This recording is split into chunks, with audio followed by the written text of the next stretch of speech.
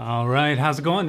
This is John Rael I'm Caroline Gayle. for Skeptically Pwned doing a review of Cosmos, episode number 4. A sky full of ghosts. Because stars are dead. Yeah, stars are all dead. That's Yeah. That's totally what they were saying. You're there. looking up in the sky at stars. You're seeing corpses, ghost corpses. Yeah, those civilizations have all risen and crumbled. Well, they're not really civilizations. They might be. I imagine, and I told you this, I imagine like a faster than light spaceship with an awesome telescope that like zooms towards these civilizations, and you get to see their entire rise and fall, and by the time you get there, they're all dead. You can see that in the Ship of the Imagination. Right? Ha-ha! But they didn't show that yet. That'd be awesome. The Ship of the Imagination, or that particular thing? That particular thing. Well, where Neil deGrasse Tyson is like zooming towards, like, holy crap, there's a civilization, they're evolving, they're rising. There they go, they're gone. We're here and there's nothing. I feel like that's probably not going to be something that happens I know. in the next, 10 episodes of Cosmos. Black holes? Black holes are cool. Massive black stars. Patrick Stewart. Patrick Stewart did do a voice on this. Which is awesome. I love his voice, and I'm sure he gets this a lot, but my immediate gut instinct is like, wow, that's too much like Patrick Stewart. I thought it made it more epic and sweeping because that's what Patrick Stewart does. He comes in and he's like, oh man, let's make this so epic and sweeping, and then that's exactly what happened. He does That's exactly do that. what happened. And then there was a nice, very dramatic touch where they have the one line where Patrick Stewart is talking about how he believes in ghosts, but not in the ghosts of humans, the ghosts of the stars. And they do a blackout on Neil deGrasse Tyson, and they put that line, they superimpose that line over that, and that's just such a nice moment. Very Contact-esque, as I was saying earlier. I did love the Contact moment. Yeah. I could have swore they were gonna have like something fall out of his hands and him reaching for it, you know? Yeah, almost. Jodie Foster, that bitch. So close. So they're getting very like dramatic with this series. It's very like cinematic feeling right now. Yeah. Or this particular episode was very cinematic feeling. And even more so, I'd say they're losing, like it almost seems like they had like a very particular house style to the series, and now they're just trying stuff. They're like, oh, forget the cartoons for this one. Let's do real actors with sepia tone that turns into black and white. Like, what? Why are they real now? Why are they real actors That's kind of portraying? how the original series was kind of all over the place between animations and like real footage. So they're keeping with the real, like the 80s, 70s kind of feeling of Cosmos. And it's fun. And I don't think any particular series or whatever should cling to a house style. You know, try new things. And of course, this is a very limited engagement, and we're talking about a very grand idea in a very limited amount of time. Be frustrated filmmakers. Try shit. They're making a mini series that has everything. A little bit everything. Literally a little bit of everything. They're talking about everything ever that ever was and ever will be. That is true. Cosmos. We had a real little kid voiceover, I'm guessing. Yes, we did. This time around, it sounded like there was an actual child on that show. Yeah, versus the Hell's Bells. Jibbity Jillikers. I was a little scared when the old man version of the kid almost molested himself. It was a beautiful, sweeping moment. Connects us to our past. It was a creepy old man. It was John Herschel connecting to his past. Don't take it away. Don't take that away from John Herschel's ghost. Anyway. You just want to molest yourself as an older lady version of yourself. Have you seen me? Wouldn't you want to molest you? Wouldn't you want to molest me if I was me? Yes. No. Maybe. I don't know.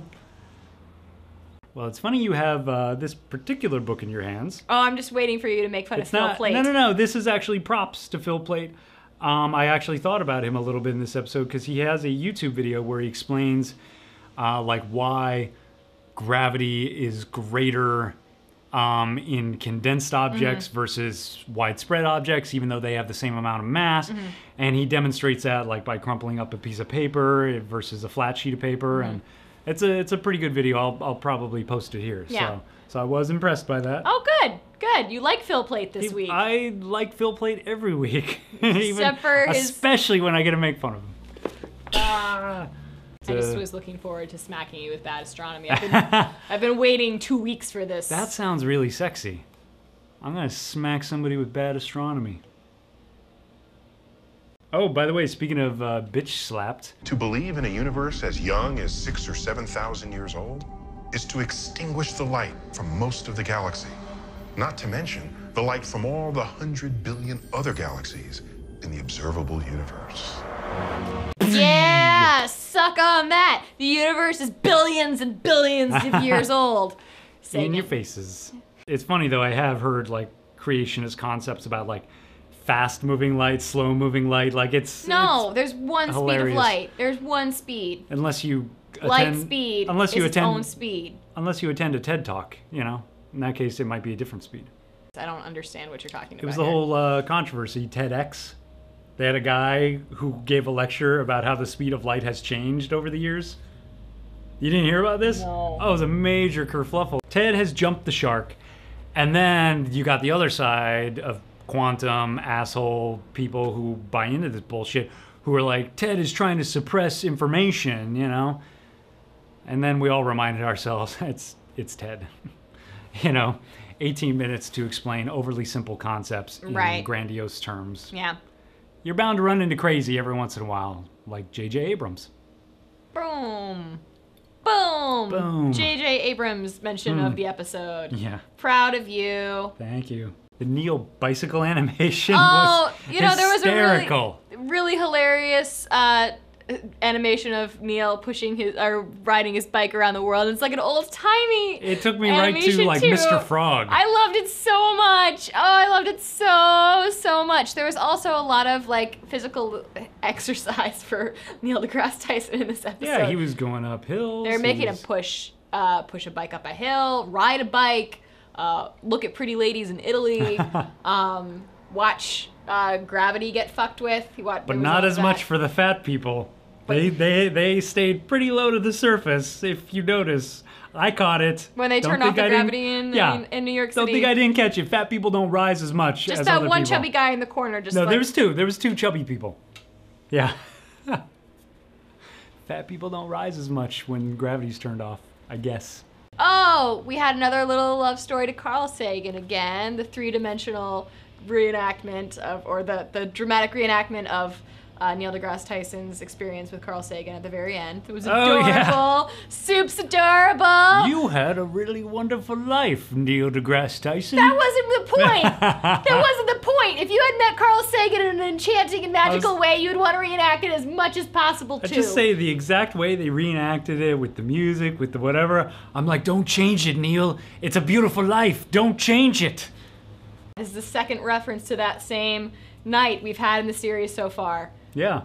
And tonight I met Carl Sagan.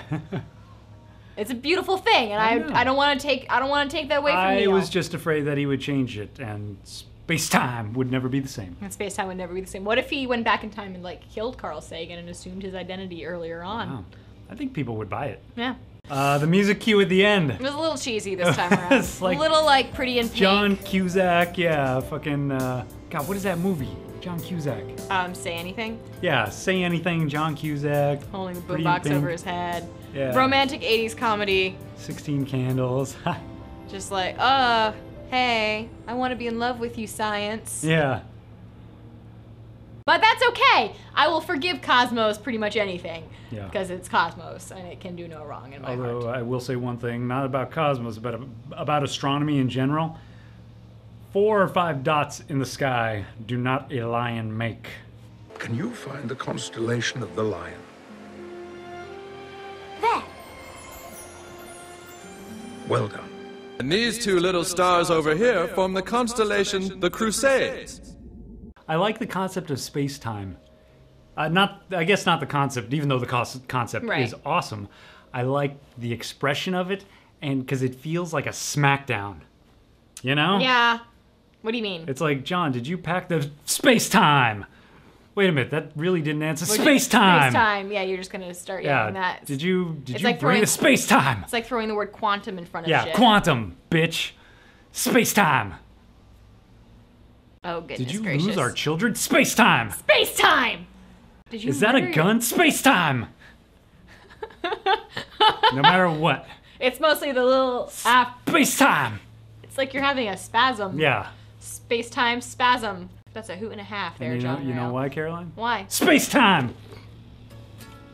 Enjoy, subscribe.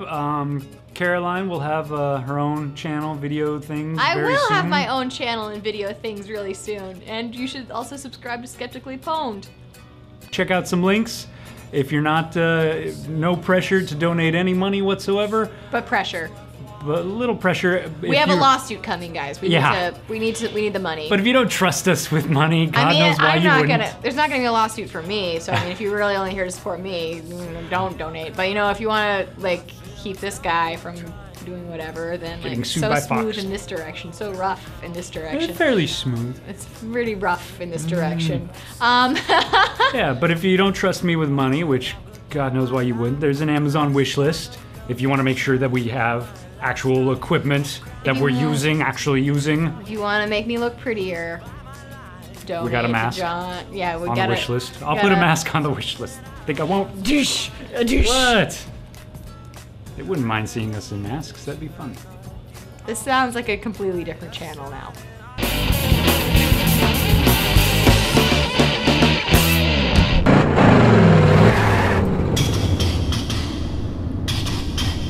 Come with me if you want to live.